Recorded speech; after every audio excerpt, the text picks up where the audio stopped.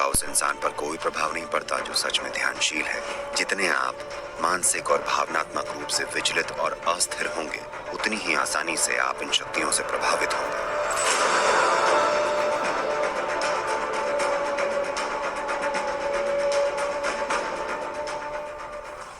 कुछ ऐसे लोग हैं जो ऊर्जाओं को तोड़ मरोड़ के किसी को नुकसान पहुंचाते हैं।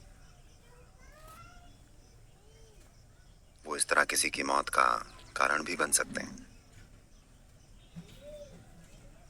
भारत के कुछ हिस्सों में ये काफी प्रचलित है।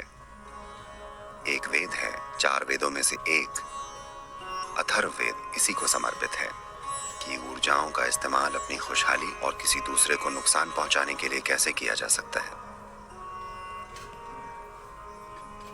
जरूरी नहीं है कि इस तरह की ऊर्जाओं या इस तरह की क्रियाओं का इस्तेमाल सीधा आपके ऊपर किया जाए। अभी अगर कोई मेरे साथ कुछ नेगेटिव कर रहा हो और अगर मैं उसके लिए ग्रहणशील नहीं हूं और आप यहाँ बैठे हैं, तो आप प्रभावित हो सकते हैं। ये बिल्कुल हो सकता है। ये कुछ ऐसा है जैसे सड़क पर लोग एक दूसरे पर गोलियां चला रहे हों और आप बस वहां से पैदल निकल रहे हों, तो गोली आपको भी लग सकती है। तो कुछ खास अभ्यास हैं। अगर आप इन अभ्यासों या कुछ खास उच्चारणों को अपनी रोजमर्रा की जिंदगी में ले आएं, तो इन चीजों से आसानी से बचा जा सकता है।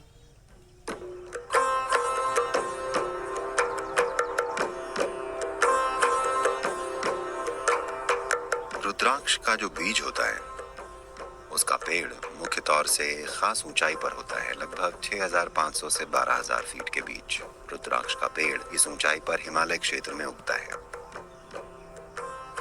और इसका स्पंदन या वाइब्रेशन बहुत अनोखा होता है। तो वो लोग जो लगातार यात्राएं करते हैं, रुद्राक्ष पहनते हैं ताकि उनकी अपनी खुद की ऊर्जा का एक कोकून बन जाए, ताकि बाहरी ऊर्जाएं उन्हें परेशान न करें। उनका अपना एक, हम इसे कवच बोलते हैं। आप जानते हैं कवच क्या होता है? ये एक तरह से एक खोल जैसा है। It's a cocoon of your own energy. आपकी अपनी ऊर्जा का एक खोल। जहां भी आप जाएंगे, आपका निजी बेडरूम आपके साथ जाएगा या आपके साथ चलेगा जहां भी आप जाएं। वो लोग जो कि परिवार और समाज के बीच हैं, हमेशा उनके पहनने के लिए सबसे बढ़िया रुद्राक्ष पंचमुखी होगा। और अच्छा होगा कि आपको उनसे मिला हो जो जानते हैं कि ये क्या है। बस यूं ही किसी दुकान से उठाकर इसे पहन लेना अच्छी चीज नहीं होगी।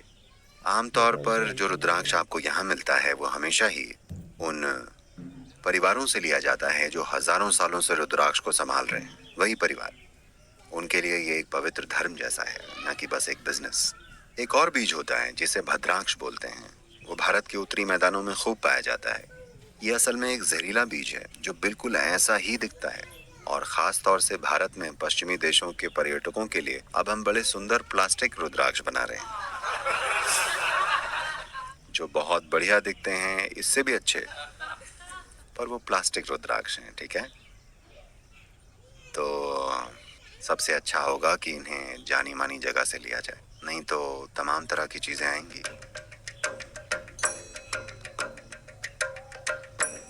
मैं आजकल देखता हूँ बहुत सारे, ये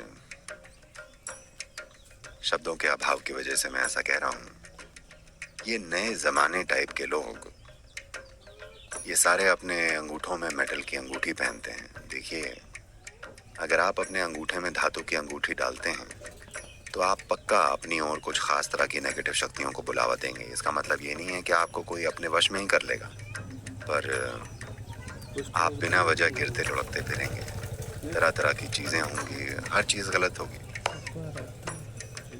सिंपल चीजें भी। मुझे नहीं पता अगर आप ऐसे लोगों से मिले हैं या किसी समय पर खुद आपके साथ ऐसा हुआ है कि जब चीजें बिगड़ना शुरू होती हैं, तो वो लगातार बिगड़ती चली जाती हैं। लगातार आप गिरते हैं, एक या दो नहीं, ये बस होता ही चला जाता है। सब कुछ और हर चीज गलत हो जाती है छोटी से लेकर बड़ी चीजों तक, बस इसलिए क्योंकि They would have attracted certain dimensions of energy, which could. शायद उन्होंने ऊर्जा के कुछ खास आयामों को अपनी ओर आकर्षित किया है, जो दुनिया में कुछ भी करने के लिए सहायक नहीं होते, बल्कि ये किसी और चीज के लिए सहायक हो सकते हैं। सिर्फ वही लोग जो तंत्र विद्या करना चाहते हैं, वो अंगूठे में अंगूठी पहनते हैं। पर आज या तो अज्ञानता में या फैशन में एक बार आपने अंगूठे में मेटल पहन लिया, तो आप इन चीजों को बुला रहे हैं।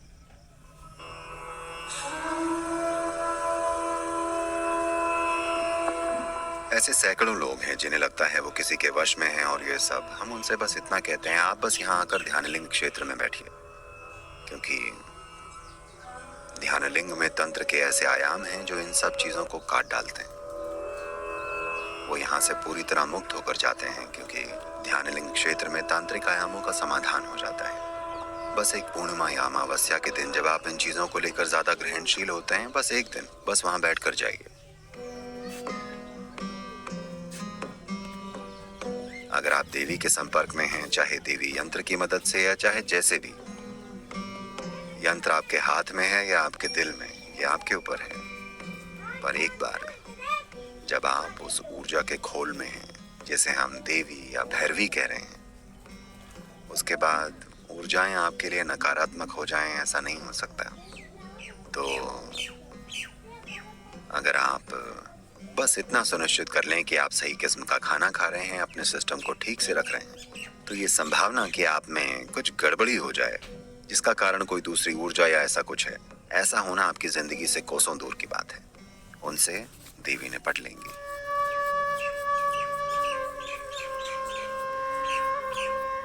अगर आप सच में ध्यानशील हैं तो आप तंत्र के बारे में सोचिए भी मत। इन चीजों का उस इंसान पर कोई असर नहीं होता जो सच में ध्यानशील है। अगर आपने अपने भीतर के मौन को थोड़ा सा भी जाना है, कम से कम आपके भीतर दिन में कुछ पलों का भी मौन है, तो आप तंत्र की चिंता मत कीजिए। ऐसी चीजें उस इंसान को प्रभावित नहीं करती जो अपने अंतरतम की निश्चलता को जानता है। किसी ने कहा है, आदमी केवल इल है यानी बीमार है क्योंकि उसे स्टिल यानी स्थिर होना नहीं आता। ये बिल्कुल सही कहा है, ये बिल्कुल सही है। सारी बीमारियां इसलिए हुई हैं क्योंकि उन्हें स्थिर रहना नहीं आता, खासकर वो वाली जो आपके मन को प्रभावित करती हैं और वो जो दूसरे प्रभावों के कारण होती हैं। ये चीजें इसलिए संभव हो पाती हैं क्योंकि कोई स्थिरता नहीं है। तो अभी इस समय आप ध्यान की प्रक्रिया से अपने जीवन में वो निश्चलता लेकर आ रहे हैं। अगर आप स्टिल हैं तो आप इल नहीं होंगे।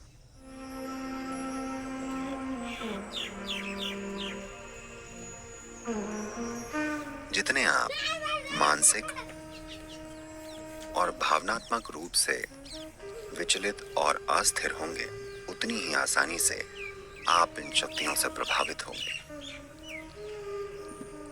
अगर आपके अंदर एक तरह का फोकस और संकल्प है, तो आप देखेंगे कि ये चीजें बस ये सड़क पर एक छोटे से उभार की तरह होंगी, दुर्घटना नहीं होगी। लेकिन अगर आप अपने मन और भावनाओं में एक तरह की अस्थिरता